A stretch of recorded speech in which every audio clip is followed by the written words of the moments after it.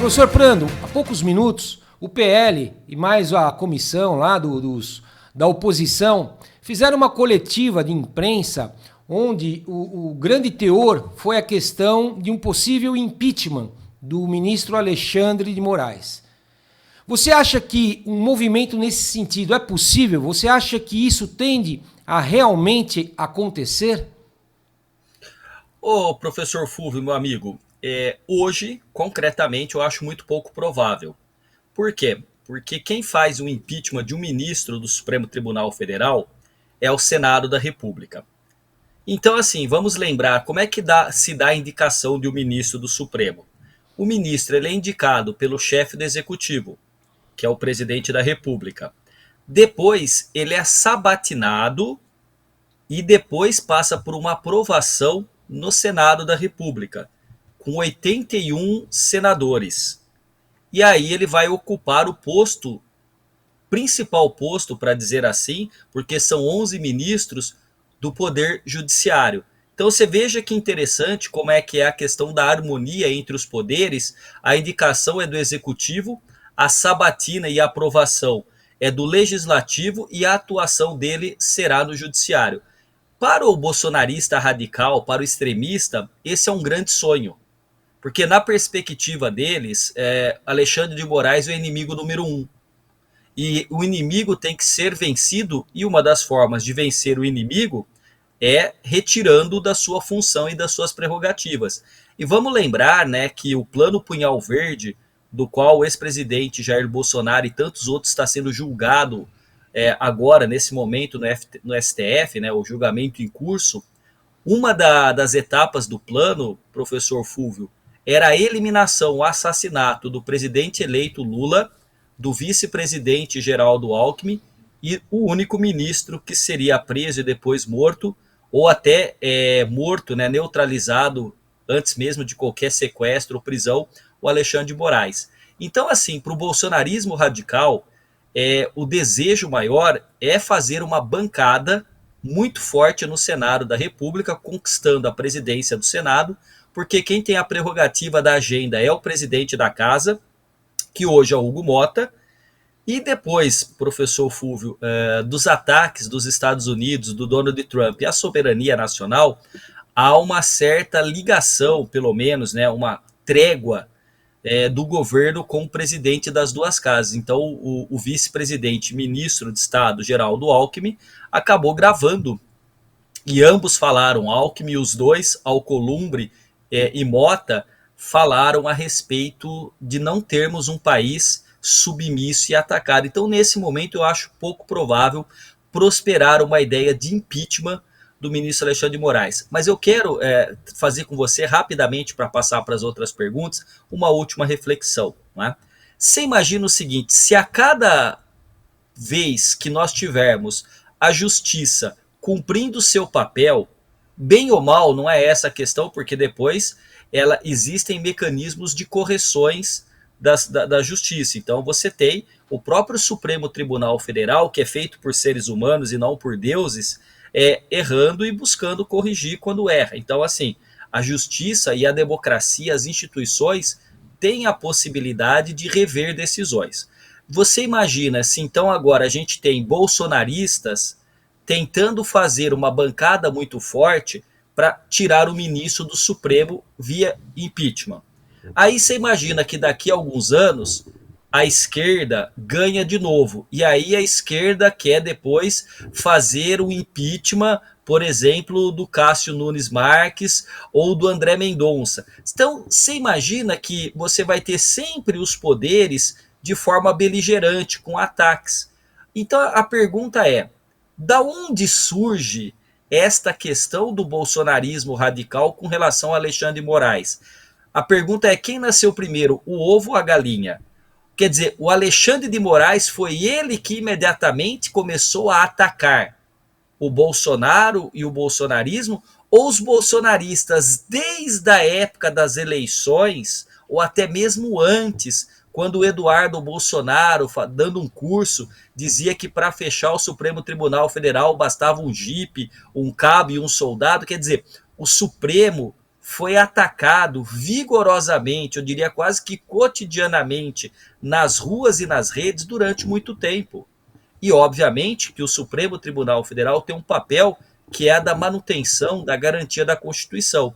Então, assim, o bolsonarismo, ele vive da criação de inimigos. E, para isso, o Alexandre de Moraes simboliza tudo aquilo que, para eles, é um obstáculo à liberdade.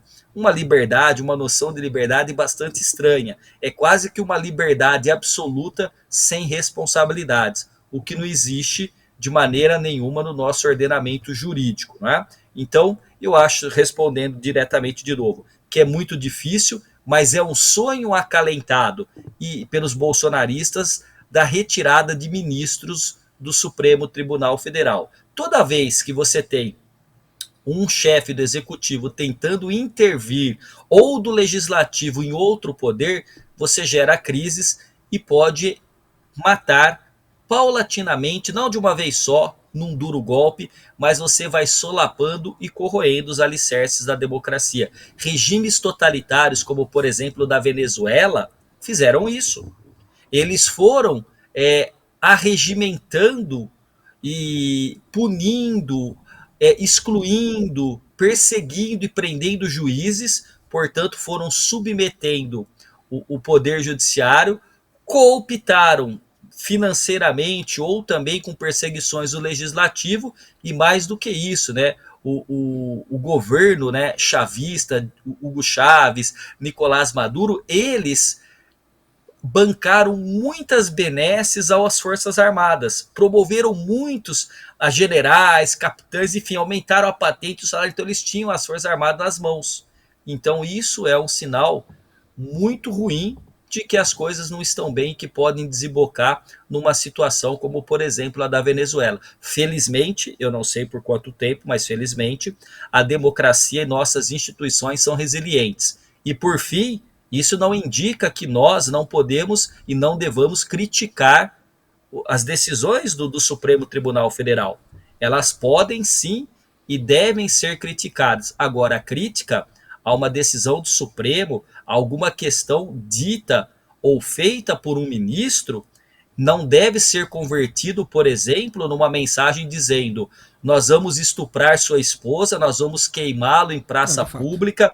Então, isso é uma coisa que acontecia quase todos os dias e eu acho até que acontece ainda hoje com os ministros do Supremo. Você lembrou muito bem, né, alguns fatos do passado, mas os congressistas da oposição, Brandão, só para a gente esticar um pouco mais esse assunto, eles alegam, né, uma série de erros ao longo do processo que envolve o 8 de janeiro. Por exemplo, né, que não só Jair Bolsonaro, como todos os outros, deveriam passar pela primeira instância, mesmo porque, né, eles não estão mais no poder. Os que estavam lá na frente, né, do Palácio do Planalto, do STF, que fizeram toda a baderna, eles deveriam, segundo vários juristas, passar pela primeira instância e seguir aquele ritual, né, normal que acontece dentro da área jurídica. Me perdoe, não sou nenhum jurista, né, se eu estiver falando alguma besteira. Esse é um ponto. O outro ponto, por exemplo, várias condenações que me parecem um tanto quanto exageradas. Um caso muito emblemático e muito falado na mídia, o da Débora, que pintou de batom a estátua, tomou 17 anos de cadeia. A mesma pena para aquele que roubou a bola autografada pelo Neymar, né? Hoje eu vi na imprensa que duas senhoras, uma de 74 anos, e uma outra de 76 anos, se eu não estou enganado, tá? Me perdoa se eu estiver equivocado em relação às idades. Foram para a cadeia. Posso, né, então pegar esses 3 primeiros pontos, depois você coloca outros? Pode, só para não me perder? Vou te colocar o quarto para complementar. E outra questão de que um dos participantes, né, desse processo é o próprio ministro Alexandre de Moraes. Sim, e ele mesmo está julgando uma ação ou ações que ele é uma das partes. Tá certo. Então eu quero começar por essa última. Eu também não sou jurista, mas nos últimos anos, Fúvio, toda vez que eu sou chamado para fazer análise política, e às vezes você, que é meu querido amigo, me vê na televisão e manda foto para mim, estou assistindo, compartilha, o que é sempre um motivo de orgulho, né, do reconhecimento do meu trabalho. Mas toda vez que eu estou ao vivo, toda vez que eu estou falando de política, tem alguém do direito comigo. Uhum. De fato, Fúvio, esses 4 tópicos que você colocou são aventados. Todos eles foram afastados peremptoriamente pelo Supremo Tribunal Federal e o julgamento está legalmente no Supremo. Então eu vou começar pelo último, né? Que é essa questão do Alexandre de Moraes. Claro que não dá para comparar da mesma maneira, mas imagina o seguinte, né, professor Fúvio? Eu gosto sempre de dividir tela, eu não gosto de ficar, senão eu fico, sabe o que acontece quando eu fico sozinho na tela? Eu lembro das minhas aulas durante a pandemia, que eu passei 2 anos dando aula só para mim, eu fiquei traumatizado. Eu falo isso até ao vivo, né? Então, os caras ficam putos comigo, porque às vezes o pessoal lá do jornal tem o esquema de me colocar, e aí eu falo assim, não, mas deixa eu ver os colegas. Aí ele corre para colocar. Mas vamos lá. Você imagina comigo, professor Fúvio, vamos imaginar hipoteticamente que o PCC, uma organização criminosa, começa a ameaçar os juízes de primeira instância. Então, todo juiz passa a ser ameaçado, e aí o áudio captado pela Polícia Federal no grampo devidamente autorizado mostra que o juiz Zezinho está sendo alvo de ameaça do PCC. Bom, então se ele está sendo ameaçado, ele não pode julgar o criminoso do PCC, é quase se permitir que o bandido escolha o juiz num self-service, não é? O que acontece é que a ideia que o Supremo Tribunal trouxe é a seguinte: a ameaça ao Alexandre de Moraes era uma ameaça não por uma questão pessoal, mas porque Alexandre de Moraes representa uma instituição, que era o Tribunal Superior Eleitoral e o Supremo Tribunal Federal, e que como ameaça a um ministro corresponde a uma ameaça à própria corte, este assunto de que quem é parte não pode ser julgador foi derrubado pela própria prerrogativa, digamos assim, do Supremo Tribunal Federal. Então esse ponto que você está colocando, Fúvio, do ministro Alexandre de Moraes ser vítima e ser julgador, ela caiu porque ela foi pedida por todos os advogados nas questões preliminares. Se você pegar antes do julgamento se iniciar, todas as defesas tiveram a possibilidade de apresentar uma defesa prévia, que eu também não sou jurista, mas convivo muito com o pessoal. E todos eles praticamente colocaram a mesma coisa. E por unanimidade da primeira turma foi deixado de lado a ideia de que o Alexandre de Moraes não poderia julgar, porque senão o criminoso escolhe o julgador. É como se você tivesse um self-service de juízes e você escolhesse quem poderia te julgar. A coisa não funciona assim. Podemos fazer aqui meio que um bate-bola, enquanto você está explicando, de repente me Claro. surge alguma questão. Você explicou muito bem essa questão, né? Mas agora eu te pergunto, professor Prando, o fato de ele ser envolvido no processo, né?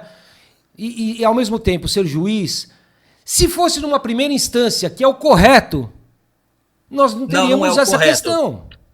Não é o correto. Essa é uma narrativa fake, não é o correto. O Supremo Tribunal entendeu que no caso de ex-presidente da República, mesmo não tendo prerrogativa de função, que é o chamado foro privilegiado, mesmo depois dele deixar o mandato, esse julgamento se concentra na figura dos ministros do Supremo Tribunal Federal. Isso no caso do Jair Bolsonaro.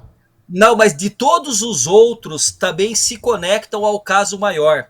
É uma questão seguinte, é como se o Jair Bolsonaro fosse um imã que atraísse tudo aquilo, porque Bolsonaro, Fúvio, ele é considerado, eu estou falando não em termos jurídicos, porque você sabe que eu não sou um jurista, mas o Bolsonaro é como se fosse um imã e tudo aquilo que diz respeito a golpe de Estado, ao 8 de janeiro, fosse atraído magneticamente para ele. Por isso que todos estão sendo julgados no Supremo Tribunal Federal. Foi também, Fúvio, um pedido de quase todas as defesas que isso fosse para a primeira instância.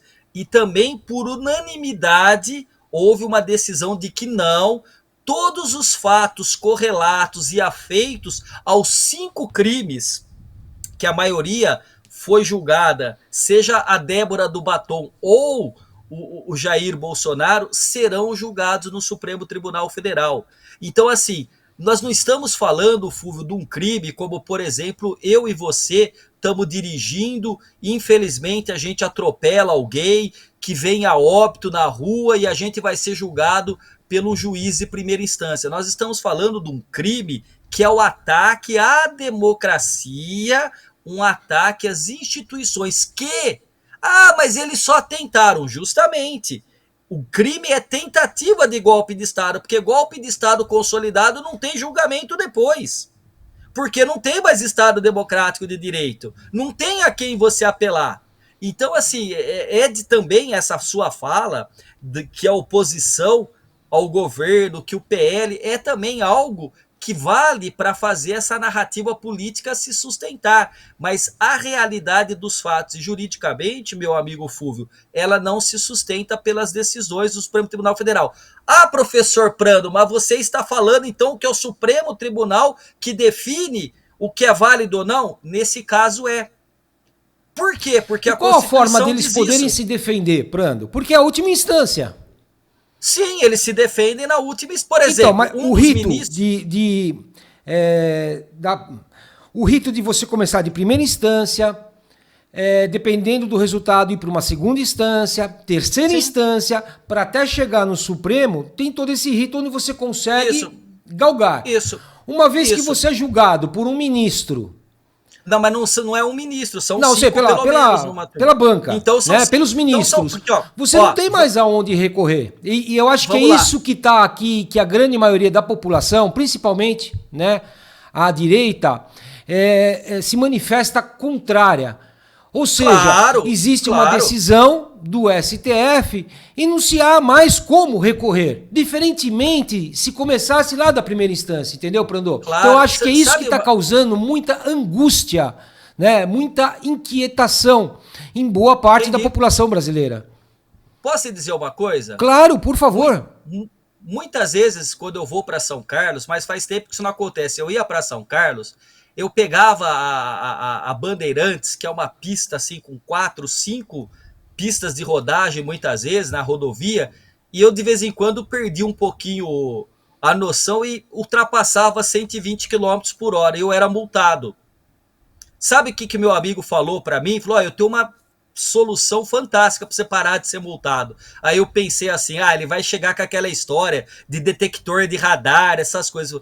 Aí eu falei, fala, o que você quer falar para mim? Ande um pouco antes de 120. Você sabe, Fulvio, que quem não quer ser julgado pelo Supremo Tribunal Federal não deveria cometer crime. Não, sem dúvida. É simples. Sem dúvida. Sabe, Fulvio, uma vez eu estava ao vivo e aí falaram assim, mas uma senhora de 70 anos com a Bíblia na mão foi presa, né? O que você diz para essa senhora? Eu falei, eu diria... para ela fazer como a senhora, minha tia Laís, que tem quase 80 anos, 70 e poucos anos, e que estava em São Carlos tomando um chá com a filha dela na cozinha, ao invés de estar em Brasília defecando, urinando, né, nas dependências das nossas instituições. Eu entendo. Agora, veja só, Fulvio, é o ordenamento jurídico. Não sou eu. Quem que cria o ordenamento jurídico? É o Supremo? Não. Quem cria é o Legislativo. E aí eu vou pegar um dos pontos que você colocou. Nossa, mas a Débora, que passou o batom, perdeu o mané, 17 anos de prisão, é muita coisa. Bom, mas aí vem cá. Ela não foi condenada por escrever com batom na estátua. Ela foi condenada, salvo o melhor juízo, em 5 crimes. Todos eles, né, Prando? Só para deixar claro, todos eles. Então, abolição violenta do Estado Democrático de Direito, você teve golpe de Estado, deterioração do patrimônio público tombado e associação criminosa armada. Aí você fala assim, mas ela estava lá e ela não pegou uma pistola na mão. Sim, mas ela concorreu nesses crimes quando ela decidiu participar. e quando ela fez selfie, e aí você fala assim, ah, mas a justiça pegou pesado. Cada uma dessas penas tem o mínimo e tem o máximo. Ela não recebeu o máximo em todas as penas. Agora, a grande questão é que as pessoas têm que entender que é um crime de uma enorme gravidade tentar abolir o Estado Democrático de Direito. Porque, sabe o que acontece, professor Fúvio? Se isso tivesse dado certo, você ia chegar de manhã para trabalhar e ia falar assim, ué, o Prando não vai dar aula? Alguém fala assim, o Prando precisou ir embora do Brasil ou ele foi preso. Por quê? Porque ele deu uma opinião contrária ao governo ou ao golpe de Estado. Que era o que acontecia durante o regime militar. As pessoas diziam assim, né, Fúvio? Mas você tem medo do general durante a ditadura? Não, do general não, eu tenho medo do guarda da esquina. Porque se você tem a arbitrariedade instalada, você não tem com quem dialogar. Vê que interessante, quando o Bolsonaro votou pelo impeachment da Dilma Rousseff, ele votou dizendo assim, dedica esse voto à brilhante Ustra, terror de Dilma Rousseff. O Ustra foi um torturador contumaz, alguém que atacou os direitos humanos, né? Então, teve uma outra vez que a imortal da Academia Brasileira de Letras, e eu a vi na semana passada, porque eu fui à ABL, a Miriam Leitão, ela durante a ditadura foi interrogada, né? E para colocar medo nela, colocaram uma cobra, que na época ela não sabia que era uma jiboia. O que o Bolsonaro falou? Tenho pena da cobra, tenho pena da jiboia. O filho da Miriam Leitão, que é jornalista, entrevistou o Bolsonaro e perguntou, mas o senhor ainda hoje sustentaria isso? Sustento, sustento. Então veja, esse pessoal que está pedindo clemência, que está pedindo anistia, são os mesmos, meu amigo, que não dariam a possibilidade de ninguém ser julgado de uma maneira que eles estão sendo julgados, com ampla defesa, com contraditório, com advogado, né? Agora, mas a lei é muito pesada. Quem faz a lei é o legislativo. Cabe ao judiciário aplicar. Não é o judiciário. Quando, me diga uma coisa, Fúvio. Quantos anos você tem, Fúvio? Eu tô com 54 anos, professor Rodrigo Augusto. 54, eu tenho 47. Nos meus 47 anos ou nos seus 54 anos de vida, alguém da Polícia Federal foi para sua casa ou algum juiz lhe determinou alguma coisa que o senhor não concordasse? Não, mas já adianto também Então, que se vier, eu não tenho pendrive no banheiro. Eu tenho aí vários pendrives eu espalhados também pela tenho. minha casa, mas não no banheiro.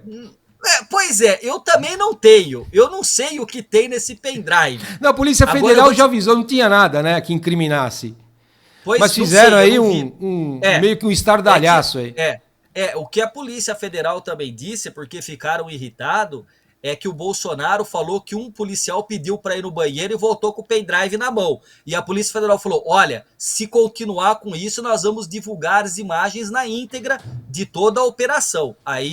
Mas você vê que coisa, quer dizer, né, que não tem... Mas enfim, o que eu quero lhe dizer é o seguinte, na democracia existem acertos e erros. Não existe sociedade perfeita. Claro. Sabe o que é uma sociedade perfeita? Ela chama-se utopia, que do grego utopos significa em lugar nenhum. Utopos, em lugar nenhum. Então a gente não pode vivenciar uma utopia. Agora, com todos os defeitos que nós temos, é melhor, eu acredito, porque eu sou um democrata convicto, que é melhor viver numa democracia muitas vezes falha do que em qualquer situação que não lhe permita ter liberdade, que não lhe permita ter a prerrogativa de falar, de ser ouvido, de se candidatar ou até mesmo da rotatividade do poder. Meu amigo Fúvio, vamos pensar o seguinte, fazendo um exercício, eu sei que eu estou fugindo das outras perguntas, mas a gente tem essa liberdade aqui. Você imagina o seguinte, Bolsonaro perdeu, reconhece a derrota, no dia seguinte ele vai para a praça pública e fala assim, farei a oposição mais ferrenha a esse governo. E ele começa a fazer oposição. O Lula está entrando no segundo semestre do terceiro ano, não entregou. nada de positivo e de concreto à sociedade, suas promessas não se cumpriram, seu governo tem quadros muito bons, mas estava até 3 semanas atrás com um índice de aprovação descendente e de reprovação crescente, o que a gente chama ali da boca do jacaré, não é? Isto posto, o ex-presidente Jair Bolsonaro ou qualquer outro poderia voltar democraticamente, mas o que aconteceu? Optou-se por atacar as urnas, por não reconhecer o resultado das eleições. O Bolsonaro conseguiu juridicamente a ineligibilidade e agora está sendo julgado pelo STF e está com tornozeleira eletrônica. Então, meu amigo, a gente tem que ter na democracia paciência. O Lula perdeu em 89, em 94 e em 98. Ele ganhou em 2002, 2006, a Dilma em 2010, 2014, o Bolsonaro em 2018. O PSDB, que era o grande partido que polarizava com o PT, desapareceu.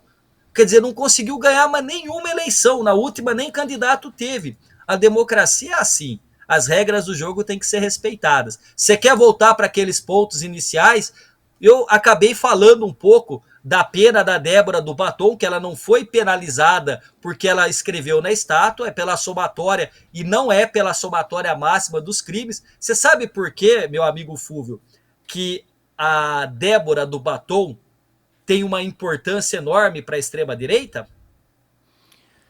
Porque ela representa, para a direita, talvez uma injustiça a que está sendo feita, não só a ela, não digo, tira Bolsonaro e Kid Preto e os generais de fora, tá, Prandô?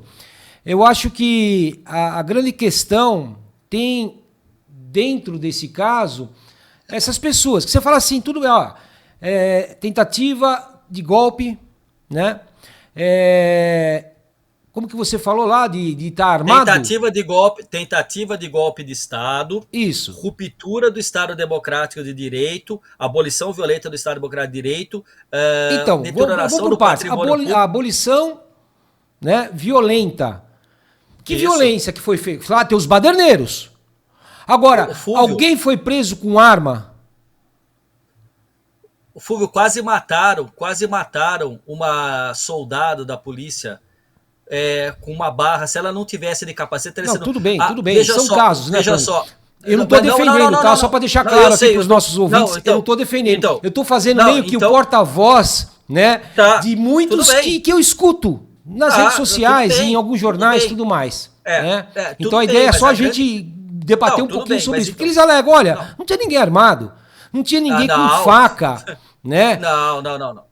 Não, veja só. Como que se toma o poder desarmado, sem o envolvimento direto das Forças Armadas? Mas você tem que entender o seguinte, o 8 de janeiro era um capítulo de um filme ou de um livro uma história, que desembocaria, né? Então você tem um mosaico. Então qual que era a ideia? As pessoas que invadiram a sede dos 3 poderes no 8 de janeiro, elas até poderiam achar romanticamente, de forma voluntarista, que elas estavam tomando o poder. Elas não estavam. Só que a ideia era desencadear aí sim a intervenção das Forças Armadas.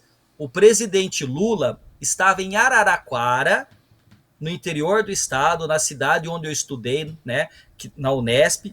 E aí, qual que é a primeira coisa que se tinha pensado? GLO, Garantia da Lei e da Ordem. Era tudo o que os golpistas queriam, porque o exército assumiria. E aí a Janja disse, GLO não. Faça uma intervenção, mas não decrete GLO. E assim foi feito.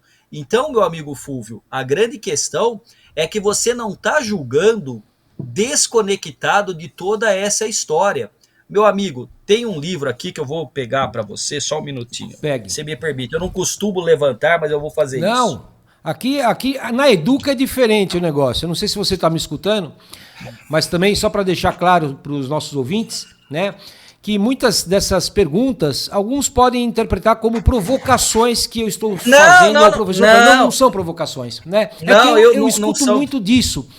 E eu gosto de debater esse assunto com o Prando, porque o Prando ele é muito sensato nas coisas que ele fala. O Prando é um cientista político, ele estuda muito, ele lê muito, né?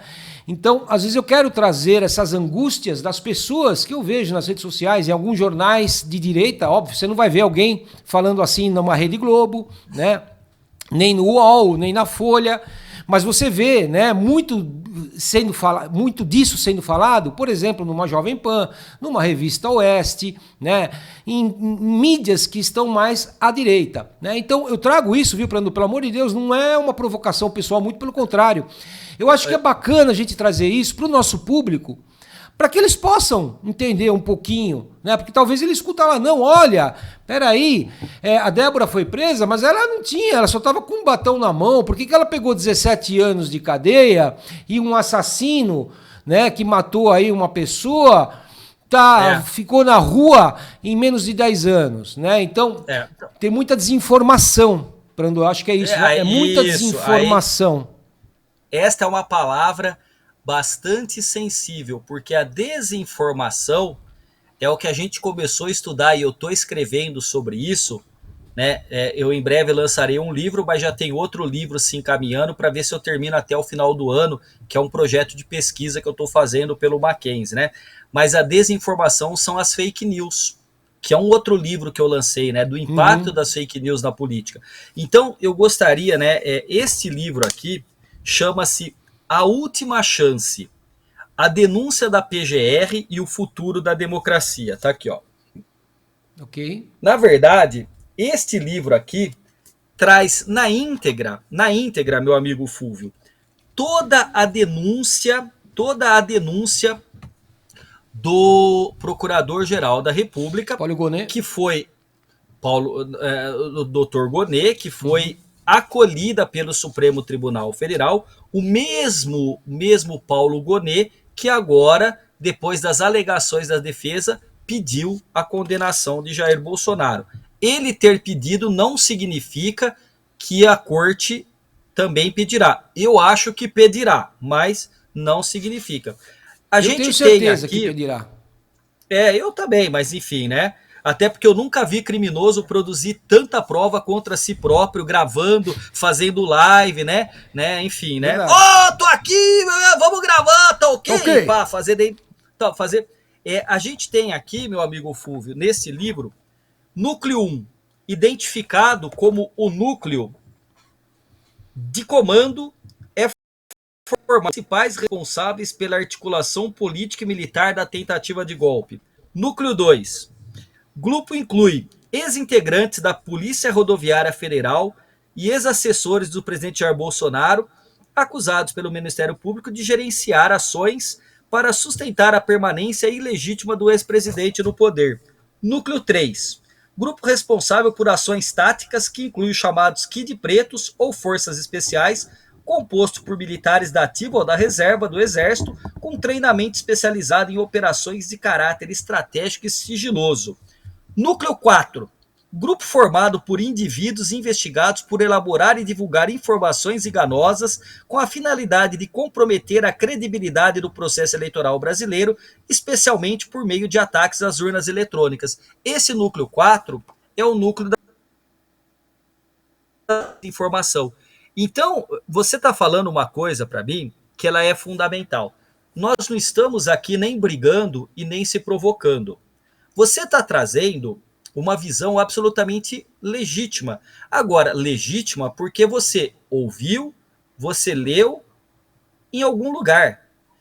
E aí você tem direito, como eu tenho, como qualquer cidadão, de colocar. O que a gente tem que fazer, à luz de nossas inteligências, do nosso senso crítico, é pegar a informação, seja ela vindo da Globo, do UOL, da Folha, do Estadão, da Revista Oeste, da Jovem Pan, de quem quer que seja, e você tem que colocar à luz do questionamento. Quer dizer, mas isso se sustenta na realidade dos fatos?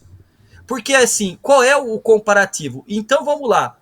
Eu estou com um carro parado a uma quadra do banco e eu levei todos os criminosos armados de fuzis que entraram no banco e deu alguma coisa errada, eles metralharam o gerente, 2 seguranças, roubaram 15 milhões. Só que quando a polícia chegou, eles saíram correndo a pé e eu fiquei no carro. Ah, então eu não tenho nenhuma participação? Eu tenho. Eu também cometi o crime, né? O concurso para o cometimento do crime. Então, assim, você tem várias questões que são trazidas à luz da legalidade. Então a pergunta é, tá bom, a pena foi muito grande, e quando eu lhe perguntei por que, que ela se tornou um símbolo, você me respondeu da perspectiva das pessoas que acreditam que foi uma injustiça. Na verdade, a Débora tornou-se um grande símbolo por um medo, um horror dos bolsonaristas extremistas de dizer o seguinte: se ela, que pichou com um batom, levou 17 anos, o que dirá de Jair Bolsonaro, que foi o grande coordenador disso tudo? Que deve passar de 30 e poucos anos Eles estão de falando em torno de condenação. 40, né? 45 anos, se eu não me engano. Pois é, claro que como ele tem uma saúde debilitada, e eu acho que já prepararam a questão do Fernando Collor de Mello, tudo deve se encaminhar para depois de um tempo, né, vai entender, de uma prisão domiciliar. Você falou de 2 senhoras que estão sendo devolvidas ao sistema carcerário. Isso. 2 senhoras idosas. Isso. Uma delas confrontou a decisão da justiça e mais de 1000 vezes, pelo que eu li. Então, assim, ela tinha que estar em casa num determinado horário e ela estava de tornozeleira eletrônica. Ela foi na manicure, ela foi na academia, ou seja, ela reiteradamente afrontou as decisões da justiça.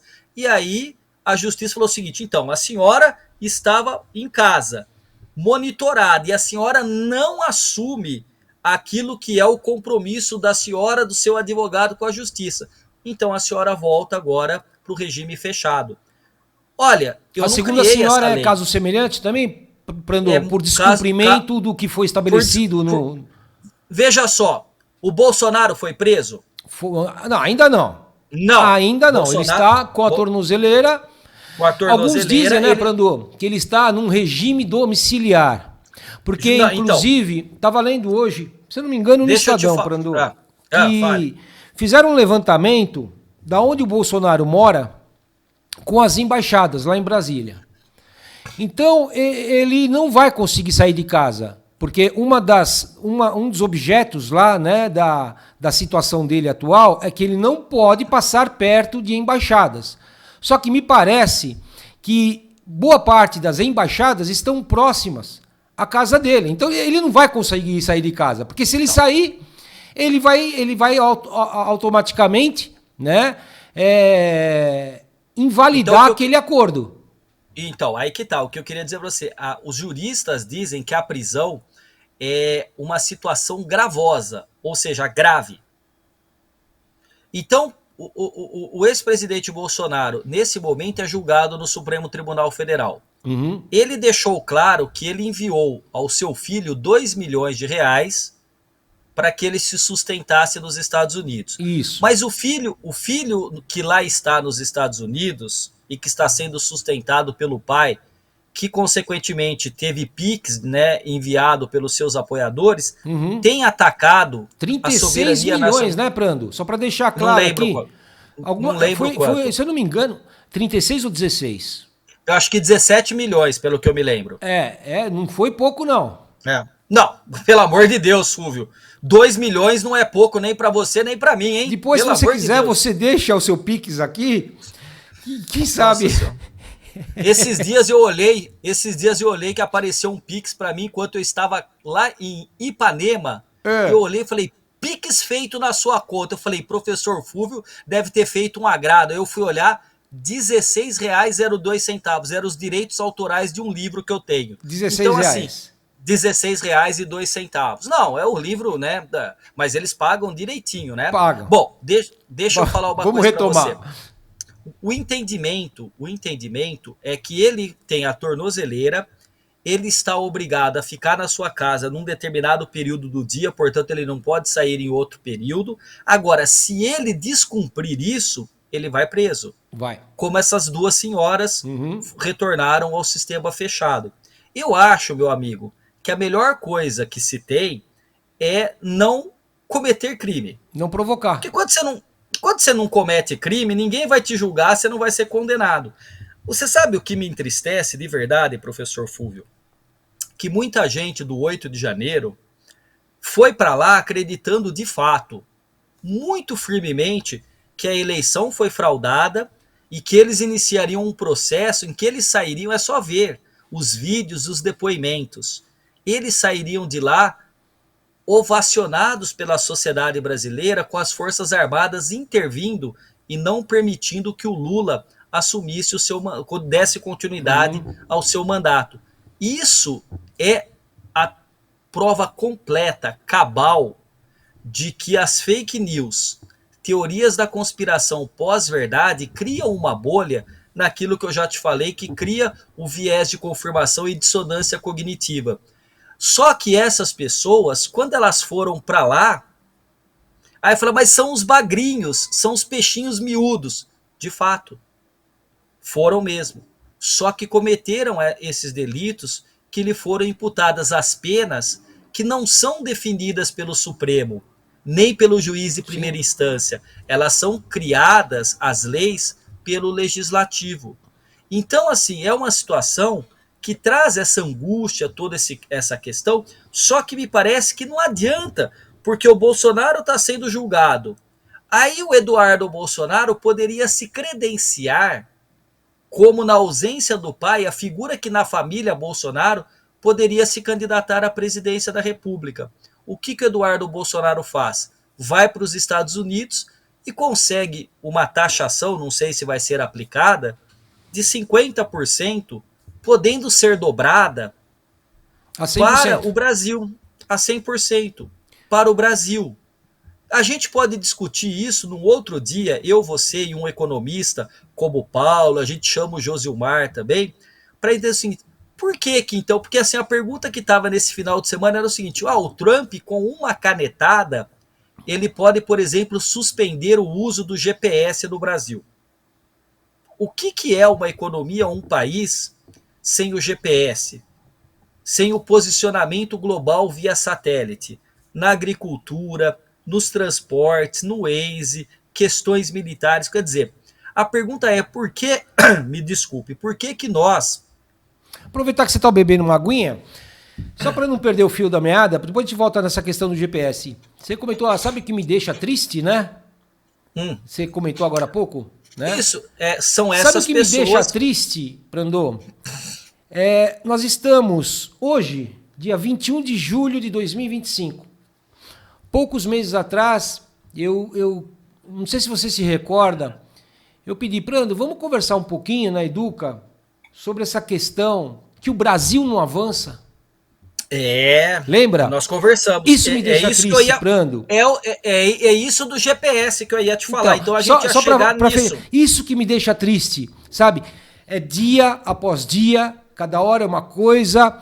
Tem a questão que a gente vai falar em outro vídeo, Brando, do revogação dos vistos do Supremo. Sabe, é o Eduardo Bolsonaro, agora é a oposição que fez, né, uma coletiva de imprensa para pedir o impeachment do Moraes. Cada dia é uma coisa, Brando, e a gente não avança. A gente não avança em termos de conhecimento, em termos científicos, em termos de pesquisa, em termos de desenvolvimento. Né? A China, olha o quanto que a China cresceu, Brando do céu. Olha a Coreia do Sul, olha os antigos tigres asiáticos, né?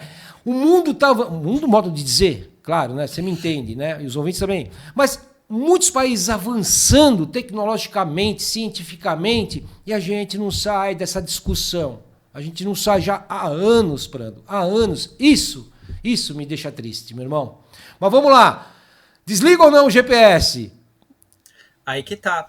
Então, como que a gente não tem hoje condições de ter uma tecnologia que nos torne dependentes? Fúvio, durante os anos 60, né, só para a Universidade de São Paulo, a USP, ela foi fundada em 1934. A USP ela foi fundada por um projeto dos proprietários do jornal Estado de São Paulo, o Estadão, a família Mesquita. Por quê? Porque em 1932 os paulistas se levantaram Revolução. contra as arbitrariedades de Getúlio Vargas e foram à batalha. Obviamente que frente ao poder federal, os paulistas sucumbiram, perderam. Uhum. Só que aí a elite de São Paulo pensou o seguinte: bom, nós perdemos no campo de batalha, mas a gente um dia vai ganhar no campo das ideias. No E campo aí a gente vai intelectual. intelectual. Então nós criaremos uma instituição que formará a elite intelectual do Brasil e que, num determinado momento, será também a elite dirigente. Então, a Universidade de São Paulo foi criada com um firme compromisso da valorização da educação pública, universal e gratuita, passando por critérios de seleção e de promoção meritocrática dentro Uhum. do momento em que o indivíduo adentra a universidade. Pois bem, dentro dessa universidade, um professor se destacou bastante, que é um dos maiores cientistas sociais que o mundo produziu e certamente o maior do Brasil, chamado Florestan Fernandes. O Florestan Fernandes foi um grande cientista social que praticamente, você não deve conhecer a história dele, o Florestan, ele era filho de uma lavadeira, Dona Maria, né? E essa senhora criou ele sozinho e deu o nome para ele de Florestan em homenagem a um alemão de uma família que ela trabalhava, lavando roupa, limpando a casa, que achava bonito. Só que aí ela foi trabalhar numa outra família e o Florestan era um menino muito esperto e ele ficava com a mãe enquanto ela fazia os deveres, os afazeres domésticos. E a patroa dela, da família Bresser, dizia que Florestan era um nome muito pomposo para filho de pobre e chamava ele de Vicente. Eu escrevi um texto há mais de 20 anos dizendo que tem uma crueldade da elite econômica brasileira que é a de não permitir que uma criança seja proprietária do seu nome, chamando ele de Vicente.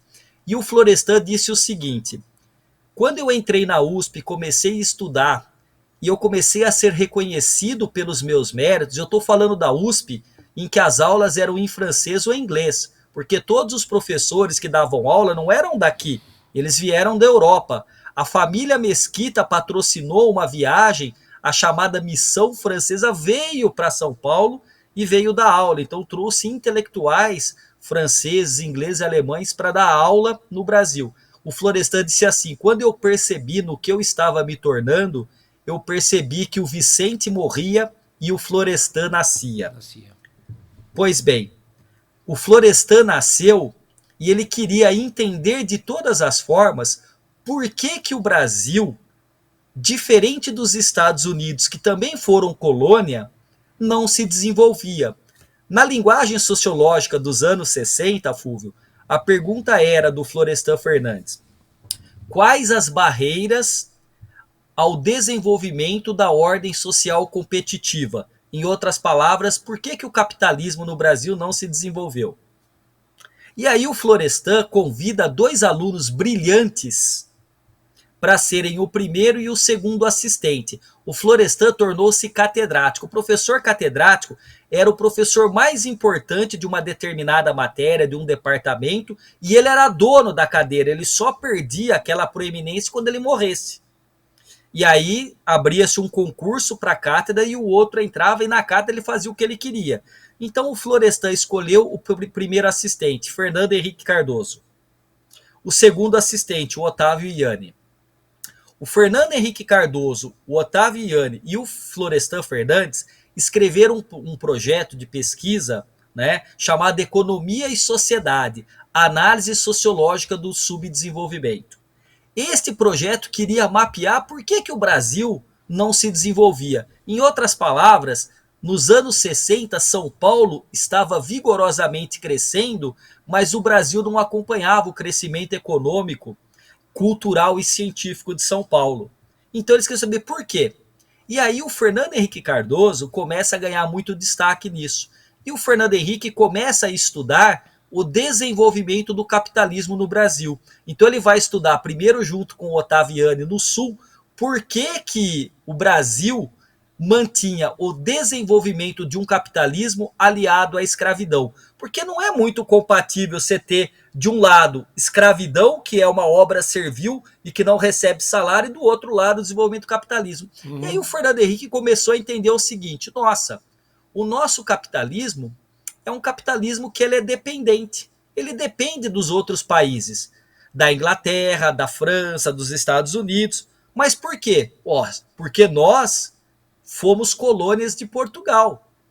E Portugal na Europa não é um país muito desenvolvido. Consequentemente, Portugal também tem menos desenvolvimento que a Inglaterra, que a França. E aí ele começou a estudar. Aí o Fernando Henrique, olha que coisa de louco. O Fernando Henrique, ele foi impedido de trabalhar no Brasil. Sabe quem que impediu ele de trabalhar no Brasil? Não. O regime militar. Ele estava chegando ali onde a gente trabalha, ali na Maria Antônia, só que a gente trabalha do lado esquerdo da Maria Antônia, na rua, né? Quando a gente entra no Mackenzie, o Fernando Henrique chegava para trabalhar naquele centro cultural que fica perto do portão da USP. Né, de educação, isso. Da USP. Hoje o Centro Cultural Maria Antônia. O Fernando Henrique, quando ia entrar na Consolação, ele saiu da Consolação para entrar na Maria Antônia, os alunos pararam o carro dele e falaram assim: professor, se o senhor continuar, o senhor vai ser preso. Tem militares lhe procurando. Ele falou: mas por quê? Ah, nós não sabemos. Eles não mostraram nenhum documento por que o senhor será levado. Fernando Henrique deu meia volta, foi embora. Não, falou: não vou ser preso. O coitado que foi preso foi um outro professor que faleceu e eu conheci lá de São Carlos, que acharam que fosse o Fernando Henrique, foi levado e depois até que foi provado que ele não era o Fernando Henrique. O Fernando Henrique saiu do Brasil, foi para a Argentina e depois ele foi para o Chile. Quando ele chegou no Chile, o Fernando Henrique já era um sociólogo reconhecido no Brasil e internacionalmente. O Fernando Henrique vai escrever um livro junto com um historiador, um cientista social chileno, chamado Enzo Faleto. E esse livro chama-se Dependência e Desenvolvimento na América Latina. Dependência e Desenvolvimento na América Latina faz uma análise de situações concretas de dependência de vários países. Por que o Brasil é assim? Por que a Argentina é assim? Por que o Chile é assim? Por que o Peru? Ou seja, por que o nosso contexto latino-americano é assim? E aí o Fernando Henrique, naquele momento, ele está debatendo com duas grandes correntes do pensamento nacional ou até mesmo latino-americano. Tinha um grupo que dizia que a única alternativa para o Brasil seria uma revolução socialista, como no caso de Cuba, para se livrar da força e da presença imperialista dos Estados Unidos. O outro lado acreditava que o Brasil deveria fazer uma revolução democrático-burguesa, mas que o Brasil não tinha força para isso. E que o nosso capitalismo, portanto, seria um capitalismo subdesenvolvido e que nunca avançaria, porque nosso empresariado, a nossa burguesia, não teria força suficiente para fazer aquilo que a burguesia na Inglaterra ou nos Estados Unidos fizeram. Ou seja, entre essas duas opções, que seria a saída revolucionária ou a estagnação econômica, que eram teses da CEPAL, Comissão Econômica para a América Latina, onde o Fernando Henrique trabalhava, ele falou assim: estão ambos errados. O Brasil vai se desenvolver, só que de forma dependente e associada aos países centrais. Por que eu estou contando toda essa história vindo de 32 até agora? Porque a gente ficar com medo de perder o GPS, ou a gente hoje está com medo da economia estagnar porque os Estados Unidos deixam de comprar, mostra que as teses do Fernando Henrique Cardoso e aquele debate dos anos 60 são mais recentes do que a gente imagina. Sem dúvida nenhuma. Então, quando você fala da Coreia do Sul, quando você fala de outros países, foram países que deram um salto porque investiram maciçamente em educação, e o investimento maciço em educação transforma-se em conhecimento, em técnica, em tecnologia e desenvolvimento para a sociedade. Perfeito. Então, a gente, quando tem uma sociedade em que os seus pressupostos, como a universidade, quando o pesquisador, os intelectuais são atacados, a gente vai se estagnar em termos de desenvolvimento. E a gente tem isso hoje.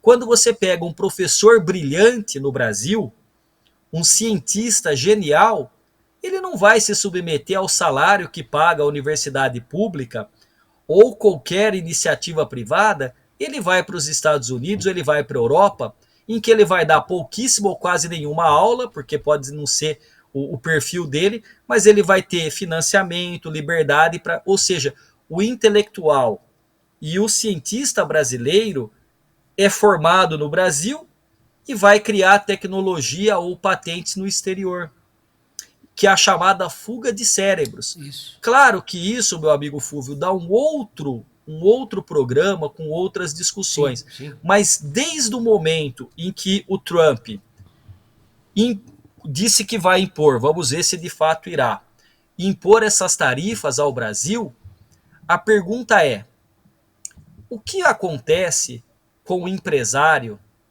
do agronegócio, o empresário de São Paulo? Porque eu escrevi, você entrevistou o Paulo Dutra, eu e o Paulo Dutra escrevemos, e o Paulo foi nos números. Essa tarifa de 50% ou de 100% prejudicará especialmente o estado de São Paulo. Hoje eu dei uma entrevista para o jornal O Globo. A grande pergunta não é onde está o Oli, é onde está Tarcísio. Por que Tarcísio de 50, 70 interações nas redes sociais sumiu nos últimos dias? Porque o Tarcísio tem que se equilibrar em duas canoas. De um lado, ele quer os votos do bolsonarismo, e por isso ele não pode romper com o ex-presidente Bolsonaro. Só que do outro, ele tem que ficar com o pé na canoa da moderação e do respeito às regras do jogo, portanto também de respeito ao STF. Quando as tarifas foram anunciadas numa carta ao Trump, que escreveu em letra maiúscula: ou a caça às bruxas, o julgamento do Bolsonaro cessa imediatamente, é mais ou menos eu querer chegar na sua casa e falar: a partir de hoje o senhor não vai tomar o seu vinho e nem fumar o seu cigarrinho, porque eu estou determinando. Me desculpa, eu não posso entrar na sua casa e dizer como o senhor vai se comportar. Sim. É mais ou menos o que o Trump quer fazer aqui no Brasil. E aí o Tarcísio disse o seguinte, e aí eu escrevi um artigo sobre isso. Eu ainda estava próximo, ouvindo o barulho do mar da praia do Rio de Janeiro, e eu escrevi o que o Tarcísio, o Zema e o Caiado falaram. Os três colocaram a responsabilidade no Lula. Então não é o filho do Bolsonaro que está lá nos Estados Unidos que está conseguindo isso, o problema é do Lula. Só que isso pegou tão pesadamente mal para o Tarcísio que ele decidiu retirar um pouquinho do meio de campo aquela história de jogar parado para ver onde isso vai dar. Porque o Tarcísio irritou o Eduardo Bolsonaro, o Tarcísio irritou os bolsonaristas radicais, o Tarcísio irritou o Supremo Tribunal Federal e o Tarcísio irritou uma parcela dos moderados que ele quer que vote nele. Qualquer pretensão dele à presidência da República não são os votos apenas dos bolsonaristas radicais que elegerão, como não são os votos dos petistas que elegeram Lula. Nem que seja um percentual de 3%, são esses 3%, Fúvio, que definiram em 2022 a vitória do Lula por um percentual mínimo. E aí o Tarcísio está... Então, assim, tudo isso faz parte de um grande panorama, meu amigo. Perfeito, perfeito. Brandô, quero te agradecer aí por tantas explicações. É um assunto complexo, né? É um assunto complexo. Eu tenho certeza que aqueles que estão assistindo a esse vídeo até esse exato momento, passado 58 minutos, né? Falamos muito. Ele provavelmente ele apoia muito do que você fala, ou provavelmente não apoia muito do que você nos trouxe de explicação. Então aí eu quero convidar até aos ouvintes que mandem suas questões para nós. Mandem suas inquietações, suas perguntas, né, Brandô? Para a gente poder estabelecer esse canal de diálogo. Aqui nós damos voz a você. Agora, para a gente dar voz, você precisa nos falar o que você quer, o que você tem dúvida, a explicação que você precisa receber aqui do nosso querido professor Rodrigo Augusto Prano. E Prano, temos vários outros assuntos que nós vamos gravar aí ao longo dos próximos dias, abordando Tarcísio, abordando a revogação dos Vistos. dos ministros. Quero conversar com você sobre a visita do Lula no Chile. Quero conversar com você também, Prandinho, sobre algumas questões que estão sendo colocadas. Estou só dando aqui um adianto, como dizem, né? Alguns bolsonaristas, algumas pessoas da direita estão dizendo, não é para responder, tá, Prandinho? É só para a gente deixar aqui no ar, para os nossos ouvintes, que muito do que está acontecendo no Brasil agora, com esse tarifaço do Trump, tem a ver com algumas coisas que o Lula vem falando ao longo dos últimos meses, ao longo dos últimos anos. Mas esse é assunto para um próximo bate-papo nosso, Prandinho. Muito obrigado, viu, Prandô? Muito obrigado aqui pela gentileza e principalmente pelas tuas explicações que foram, né, como sempre, maravilhosas. Professor Fulvio, eu quero agradecer a oportunidade e quero só dizer o seguinte: você que é nosso ouvinte, que nos segue, não precisa nunca concordar comigo. É longe disso. Agora, se você quiser discordar, você pode. Agora, vamos tentar ser educado, porque o único que tem paciência para responder grosseria e falta de educação é o professor Fulvio. Porque eu não respondo quem não tem o mínimo de educação e de civilidade. Sabe por quê? Porque muitas vezes eu e o professor Fulvio discordamos de algumas questões e eu o conheço há muitos anos, eu nunca fui indelicado com ele e nem ele comigo. Uma vez me perguntaram como que eu era um cientista político e eu conseguia conviver, por exemplo, com bolsonaristas. Não estou dizendo que o Fulvio seja um, mas muitos são. Eu falo que se eu fosse assumir um lado, eu ia pelo menos perder uma parte dos meus colegas ou amigos. Porque na minha vida, na universidade ou no trabalho, como no Brasil, polarizado, metade ia votar no Lula, outra metade no Bolsonaro. E o professor Fulvio e eu perdemos, nós no Mackenzie perdemos um querido amigo na sexta-feira. Tanto que era para a gente ter feito um vídeo como esse na sexta-feira e a gente não estava em condições emocionais e afetivas.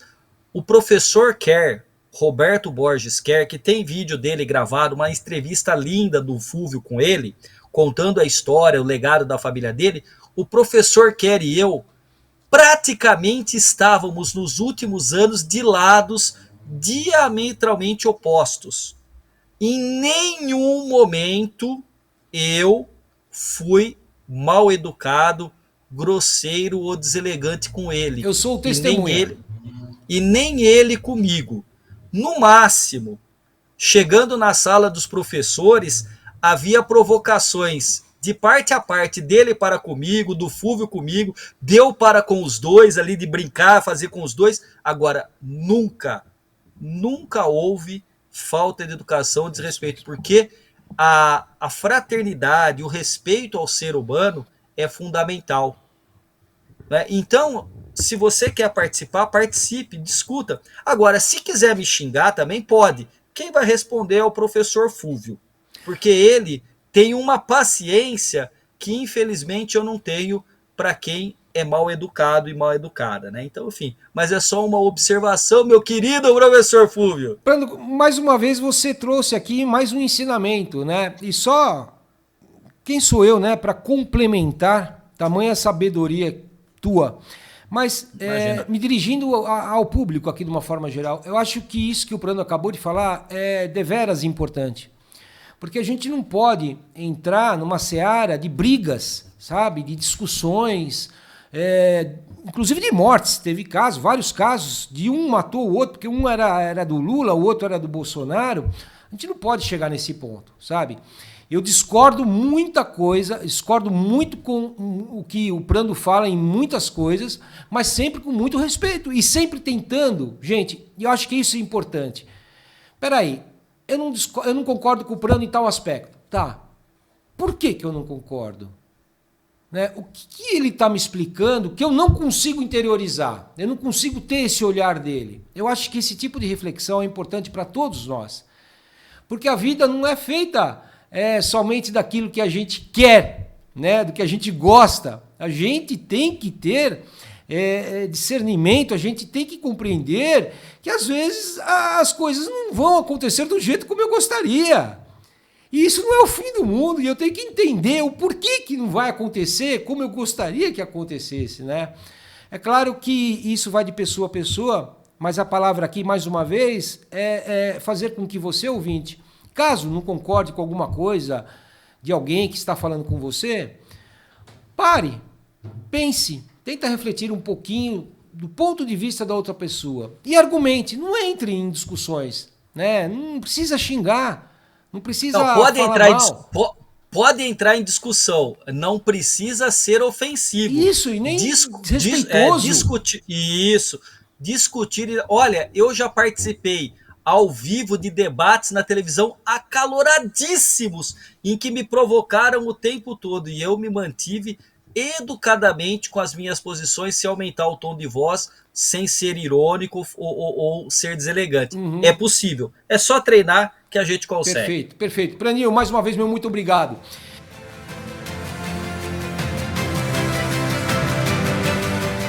Você ouviu na Educa Web Radio Política e Sociedade com o professor Rodrigo Prando.